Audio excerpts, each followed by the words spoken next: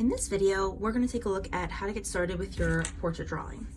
The first thing you want to do is think about basic big outlines, such as the outline of your hair, where it meets your forehead, under your chin, and any kind of shoulder lines or shirt collar lines that you see.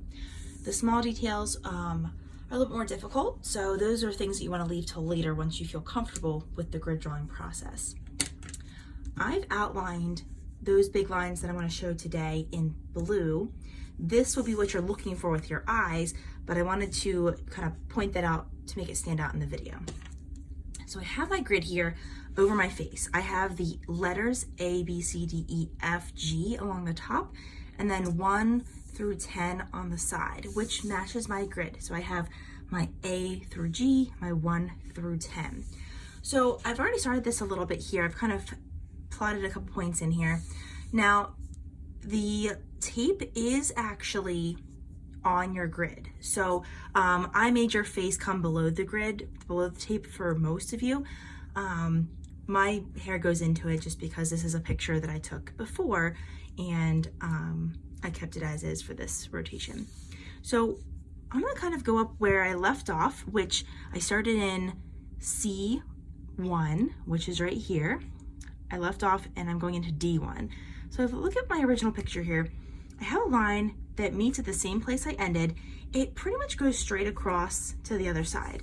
So you could do some things here. You could choose to do dots where you put a starting and an end point on the grid where that line goes. You could also look at the negative space or the space in that one box that's not a part of your head. This kind of looks like a rectangle.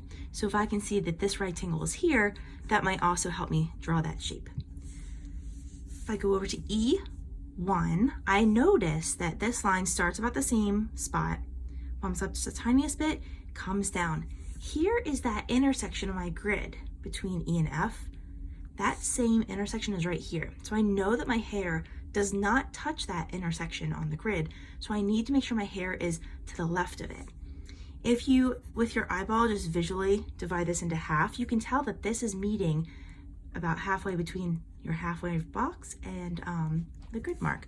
So that means that should be right about there on your grid. Okay, so we draw that in, bumps up a little, comes down.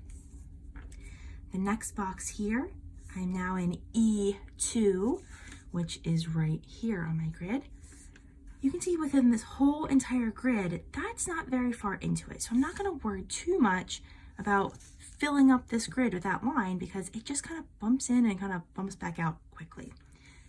As I go over, I like to look at the intersections. I think that's the easiest part for me. So the F and G intersection for the 2 box would be, here's F and G. You can kind of see that off the paper a little bit. Let me scoot over.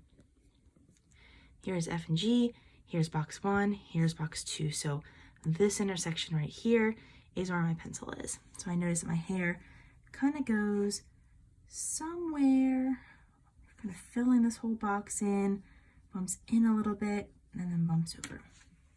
Okay, so you can kind of see that I'm taking my time, I'm observing what I'm seeing on the box, I'm not getting confused by the tape, counting as that box 1. And I'm just looking at where the intersection is, looking for the dots that where it would intersect, looking for that negative space and any kind of shapes that might kind of pop out and catch my attention to help me make that line as accurate as possible. So at this point, I'm going to continue on and I'm going to go down through my boxes on my grid and add in all the lines that I've outlined here in blue. Around my forehead, I would come down and draw in pencil around my ear, around my chin, everything down in here, and I'll have a finished drawing on Schoology for you to look at. Thanks for watching. Good luck.